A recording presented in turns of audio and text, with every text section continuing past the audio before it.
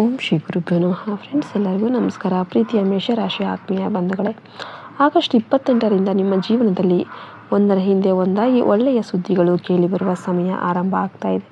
ನೀವು ಬಹಳ ದಿನಗಳಿಂದ ಕಾಯುತ್ತಿದ್ದ ಒಂದು ವಿಷಯ ಅಚಾನಕ್ ನಿಮ್ಮ ಪರವಾಗಿ ತಿರುಗಬಹುದು. ನೀವು ನಿರೀಕ್ಷಿಸದೇ ಇದ್ದ ಸಮಯದಲ್ಲಿ ಬರುವ ಒಂದು ಸುದ್ದಿ ನಿಮಗೆ ಸಂತೋಷದ ಜೊತೆಗೆ ಶಾಕ್ ಕೂಡ ನೀಡಬಹುದು. ಕಳೆದ ಕೆಲವು ದಿನಗಳಿಂದ ನಿಮ್ಮ ಮನಸ್ಸಿನಲ್ಲಿ ಒಂದು ವಿಷಯದ ಬಗ್ಗೆ ಗೊಂದಲ, ಆತಂಕ ಅಥವಾ ನಿರೀಕ್ಷೆ ಇದ್ದರೆ ಈಗ ನಿಧಾನವಾಗಿ ಅದಕ್ಕೆ ಉತ್ತರ ಸಿಗುವ ಸಮಯ ಬಂದಿದೆ. ನಿಮ್ಮ ಸುತ್ತಮುತ್ತ ನಡೆಯುತ್ತಿರುವ ಕೆಲವು ಗುಪ್ತ ವಿಚಾರಗಳು ಒಂದೊಂದಾಗಿ ಹೊರಬರುತ್ತೆ.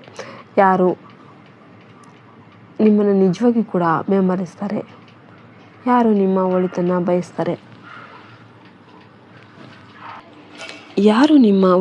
ಬಯಸ್ತಾರೆ, ಯಾರು ನಿಮ್ಮ ಯಶಸ್ಸನ್ನು ಸಹಿಸಿಕೊಳ್ಳಲಾಗದೆ ಒಳಗೊಳಗೆ ಅಸಮಾಧಾನ ಪಡ್ತಾರೆ ಅನ್ನೋದು ನಿಮಗೆ ಅರ್ಥವಾಗುತ್ತೆ.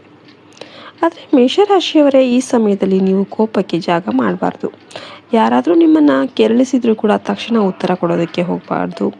ಅನಗತ್ಯವಾದಕ್ಕೆ ಇಳಿಬಾರ್ದು. ನಿಮ್ಮ ಶಕ್ತಿಯನ್ನು ಇತರರ ಮಾತುಗಳಿಗೆ ಖರ್ಚು ಮಾಡಬೇಡಿ. ನೀವು ಶಾಂತವಾಗಿದ್ದು ಜನರ ವರ್ತನೆ ಗಮನಿಸಿದರೆ ನಿಮ್ಮ ಸುತ್ತಮುತ್ತ ನಿಜವಾದ ಪರಿಸ್ಥಿತಿ ನಿಮಗೆ ಬಹಳ ಬೇಗ ಅರ್ಥವಾಗುತ್ತೆ. ಇಷ್ಟು ದಿನ ನಿಮ್ಮನ್ನು ನಿರ್ಲಕ್ಷ್ಯ ಮಾಡಿದ ವ್ಯಕ್ತಿಗಳೇ ಮತ್ತೆ ನಿಮ್ಮ ಹತ್ತಿರ ಬರಬಹುದು. ನಿಮ್ಮ ಕೆಲಸ ಹೇಗೆ ನಡೀತಾ ಇದೆ, ನಿಮ್ಮ ಆದಾಯ ಹೇಗಿದೆ, ನಿಮ್ಮ ಮುಂದಿನ ಪ್ಲ್ಯಾನ್ ಏನು ಎಂಬುದನ್ನು ತಿಳಿದುಕೊಳ್ಳೋದಕ್ಕೆ ಕೆಲವರು ಪ್ರಯತ್ನ ಮಾಡ್ತಿರ್ಬೋದು. ಆದ್ದರಿಂದ ನಿಮ್ಮ ವೈಯಕ್ತಿಕ ವಿಷಯಗಳನ್ನು ಎಲ್ಲರೊಂದಿಗೂ ಕೂಡ ಹಂಚಿಕೊಳ್ಳೋದಕ್ಕೆ ಹೋಗಬೇಡಿ. ನೀವು ಏನು ಮಾಡೋದಕ್ಕೆ ಹೊರಟಿದ್ದೀರಿ ಎಂಬುದನ್ನು ಮುಂಚಿತವಾಗಿ ಎಲ್ಲರಿಗೂ ಹೇಳುವ ಅಗತ್ಯ ಇಲ್ಲ. ನಿಮ್ಮ ಯೋಜನೆಗಳು ಮೌನವಾಗಿದ್ದಾಗಲೇ ಅವು ಹೆಚ್ಚು ಸುರಕ್ಷಿತವಾಗಿರುತ್ತೆ. ಈ ಸಮಯದಲ್ಲಿ ನೀವು ಮಾತನಾಡುವ ಪ್ರತಿಯೊಂದು ಮಾತಿಗೂ ಮಹತ್ವ ಇದೆ. ಆದ್ದರಿಂದ ಮಾತು ಕೊಡುವ ಮೊದಲು ಯೋಚನೆ ಮಾಡಿ, ಉತ್ತರಿಸುವ ಮೊದಲು ಪರಿಸ್ಥಿತಿಯನ್ನು ಅರ್ಥ ಮಾಡಿಕೊಳ್ಳಿ. ವಿಶೇಷವಾಗಿ ಸಂಜೆ ಸಮಯವು ನಿಮಗೆ ಬಹಳ ಮುಖ್ಯವಾಗಿರುತ್ತೆ. ಸೂರ್ಯಾಸ್ತದ ಸಮಯದಲ್ಲಿ ಮನೆಯ ವಾತಾವರಣವನ್ನು ಶಾಂತವಾಗಿರಿಸಿ, ನಿಮ್ಮ ಪೂಜಾ ಸ್ಥಳದಲ್ಲಿ ದೀಪ ಬೆಳಗಿಸಿ, ದೇವರ ಮುಂದೆ ಕೈ ಮುಗಿದು ನಿಮ್ಮ ಕುಟುಂಬದ ನೆಮ್ಮದಿ ಮತ್ತು ನಿಮ್ಮ ಮುಂದಿನ ದಾರಿಗಾಗಿ ಪ್ರಾರ್ಥನೆ ಮಾಡಿ. ಮನೆಯಲ್ಲಿ ಜೋರಾಗಿ ಮಾತಾಡೋದು, ಕೋಪಗೊಳ್ಳೋದು ಅಥವಾ ಸಣ್ಣ ವಿಷಯಕ್ಕೆ ಜಗಳ ಮಾಡೋದು ತಪ್ಪಿಸಿ. ಸಂಜೆ ಸಮಯದಲ್ಲಿ ನಿಮ್ಮ ಮನಸ್ಸನ್ನು ಶಾಂತವಾಗಿಟ್ಕೊಳ್ಳೋದ್ರಿಂದ ದಿನದ ಒತ್ತಡ ಕಡಿಮೆಯಾಗಬಹುದು. ಈ ಮಾತುಗಳು ನಿಮ್ಮ ಜೀವನಕ್ಕೆ ಸಂಬಂಧಿಸಿದೆ ಅಂತ ನಿಮಗೆ ಅನಿಸಿದರೆ ವಿಡಿಯೋಗೆ ಒಂದಲ್ಲ ಸಿಹಿಯಾದ ಲೈಕ್ ಮಾಡಿ, ಚಾನಲ್ಗೆ ಸಬ್ಸ್ಕ್ರೈಬ್ ಮಾಡಿ ಮತ್ತು ಕೊನೆಯವರೆಗೂ ಕೂಡ ನೋಡಿ. ಯಾಕೆಂದರೆ ಮುಂದಿನ 4 ದಿನಗಳು ನಿಮ್ಮ ಜೀವನದಲ್ಲಿ ಬಹಳ ಮಹತ್ವದ ಬದಲಾವಣೆಗಳನ್ನು ತರಬಹುದು. ಮೇಷರಾಶಿಯವರೇ, ನಿಮ್ಮ ಜೀವನದಲ್ಲಿ ಹಲವು ಬಾರಿ ದೊಡ್ಡ ಸಮಸ್ಯೆ ಎದುರಾಗಬೇಕಿದ್ರೂ ಕೂಡ ಕೊನೆ ಕ್ಷಣದಲ್ಲಿ ಅದು ತಪ್ಪಿಸಿಕೊಂಡಿರುವ ಅನುಭವ ನಿಮಗೆ ಆಗಿರಬಹುದು. ಕೆಲವೊಮ್ಮೆ ಅಪಘಾತವಾದಂತಹ ಪರಿಸ್ಥಿತಿ ತಪ್ಪಿರಬಹುದು. ಕೆಲವೊಮ್ಮೆ ದೊಡ್ಡ ಹಣಕಾಸಿನ ನಷ್ಟದಿಂದ ಪಾರಾಗಿರಬಹುದು. ಕೆಲವೊಮ್ಮೆ ತಪ್ಪಾದ ವ್ಯಕ್ತಿಯನ್ನು ನಂಬೋದ್ರಿಂದ ಕೂಡ ನೀವು ಪಾರಾಗಿರಬಹುದು. ಬುದ್ಧಿವಂತಿಕೆಯ ಜೊತೆಗೆ ಇವೆಲ್ಲ ಕೂಡ ನಿಮ್ಮ ಬುದ್ಧಿವಂತಿಕೆಯ ಜೊತೆಗೆ ದೇವರ ಕೃಪೆಯ ಸಂಕೇತ ಕೂಡ ಆಗಿರುತ್ತೆ. ನಿಮ್ಮ ವಿರುದ್ಧ ಯಾರಾದರೂ ಅಡ್ಡಿ ಸೃಷ್ಟಿ ಮಾಡೋದಕ್ಕೆ ಪ್ರಯತ್ನ ಮಾಡಿದರೆ ಅವರ ಪ್ರಯತ್ನವೇ ಅವರಿಗೆ ಸಮಸ್ಯೆಯಾಗುವ ಪರಿಸ್ಥಿತಿ ಬರಬಹುದು.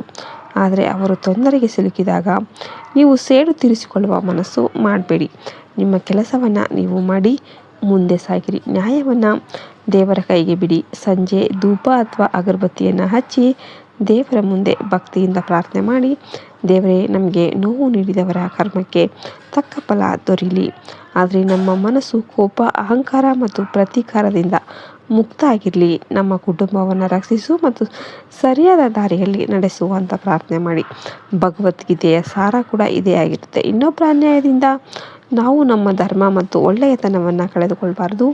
ಮುಂದಿನ ದಿನಗಳಲ್ಲಿ ಮೇಷರಾಶಿಯವರ ಜೀವನದಲ್ಲಿ 3 ಪ್ರಮುಖ ಘಟನೆಗಳು ಸಂಭವಿಸುವ ಸಾಧ್ಯತೆ ಇದೆ. ಮೊದಲ ಘಟನೆ ಉದ್ಯೋಗ, ಕೆಲಸ ಅಥವಾ ವ್ಯವಹಾರಕ್ಕೆ ಸಂಬಂಧಿಸಿತು. ಬಹಳ ದಿನಗಳಿಂದ ಕಾಯುತ್ತಿದ್ದ ಒಂದು ಅವಕಾಶ ಅಚಾನಕ್ ನಿಮ್ಮ ಮುಂದೆ ಬರಬಹುದು. ಹೊಸ ಉದ್ಯೋಗದ ಕರೆ ಬರಬಹುದು. ಸಂದರ್ಶನದ ನಂತರ ಒಳ್ಳೆಯ ಸುದ್ದಿ ಸಿಗಬಹುದು. ಸಂಬಳ ಹೆಚ್ಚಳದ ಮಾಹಿತಿ ಬರಬಹುದು. ಹೊಸ ಜವಾಬ್ದಾರಿ ದೊರೆಯಬಹುದು ಅಥವಾ ವ್ಯವಹಾರದಲ್ಲಿ ಹೊಸ ಗ್ರಾಹಕ ಅಥವಾ ಹೊಸ ಒಪ್ಪಂದ ಸಿಗಬಹುದು. ಬಹಳ ದಿನಗಳಿಂದ ನಿಂತಿದ್ದ ಒಂದು ಯೋಜನೆ ಮತ್ತೆ ಆರಂಭ ಆಗಬಹುದು. ನೀವು ಪ್ರಯತ್ನಿಸಿ ಫಲ ಸಿಗದೆ ಬೇಸರಗೊಂಡಿದ್ದ ಕೆಲಸವೊಂದು ಈಗ ಬೇಗ ಪಡಿಬಹುದು. ಎರಡನೇ ಘಟನೆ ಕುಟುಂಬ ಅಥವಾ ಸಂಬಂಧಗಳಿಗೆ ಸಂಬಂಧಿಸಿದೆ. ಕುಟುಂಬದಲ್ಲಿ ಬಹಳ ದಿನಗಳಿಂದ ಮುಚ್ಚಿಟ್ಟಿದ್ದ ಒಂದು ವಿಷಯ ಹೊರಬರಬಹುದು.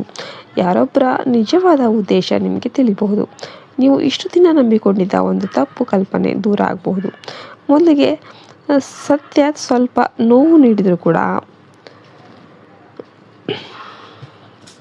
ನಂತರ ಅದೇ ಸತ್ಯ ನಿಮ್ಮ ಮನಸ್ಸಿನಲ್ಲಿದ್ದ ಭಾರವನ್ನು ಕಡಿಮೆ ಮಾಡುತ್ತೆ. ಯಾರು ನಿಮ್ಮವರು, ಯಾರು ಕೇವಲ ಸಂದರ್ಭಕ್ಕಾಗಿ ನಿಮ್ಮ ಜೊತೆ ಇದ್ದಾರೆ ಎಂಬುದು ಸ್ಪಷ್ಟವಾಗುತ್ತೆ. ಮೂರನೇ ಘಟನೆ ಹಣಕಾಸಿನ ಕ್ಷೇತ್ರಕ್ಕೆ ಸಂಬಂಧಿಸಿದ್ದು. ಸಿಲುಕಿಕೊಂಡಿದ್ದ ಹಣ ಕೈಗೆ ಬರ್ಬೋದು, ಬಾಕಿ ಹಣ ಪಾವತಿಯಾಗಬಹುದು, ಹಳೆಯ ಸಾಲದ ಒಂದು ಭಾಗ ವಾಪಸ್ ಬರಬಹುದು, ಅಥವಾ ಅನಿರೀಕ್ಷಿತವಾಗಿ ಹಣದ ಅವಕಾಶ ಕೂಡ ದೊರೆಯಬಹುದು. ಆದರೆ ಹಣ ಬಂದ ಕೂಡಲೇ ದೊಡ್ಡ ಖರ್ಚು ಮಾಡುವ ಆತುರ ಬೇಡ. ಯಾವುದೇ ಹೂಡಿಕೆ, ಸಾಲ, ಒಪ್ಪಂದ ಅಥವಾ ದಾಖಲೆಗಳಿಗೆ ಸಹಿ ಮಾಡುವ ಮೊದಲು ಪ್ರತಿಯೊಂದನ್ನು ಕೂಡ ನೀವು ಕೂಲಂಕುಷವಾಗಿ ನೋಡಬೇಕಾಗುತ್ತೆ. ಕಳೆದ ಕೆಲವು ಸಮಯದಿಂದ ಮೇಷರಾಶಿಯವರು ಮಾನಸಿಕ ಒತ್ತಡ ಅಥವಾ ದೈಹಿಕ ಆಯಾಸ ಅನುಭವಿಸ್ತಾ ಇರ್ಬೋದು.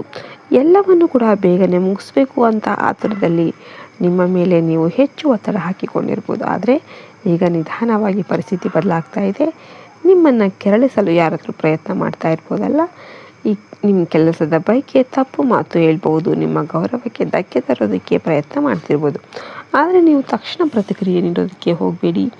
ನಿಮ್ಮ ಮೌನವನ್ನು ಕೆಲವರು ದೌರ್ಬಲ್ಯ ಅಂತ ಭಾವಿಸಿದ್ರು ಕೂಡ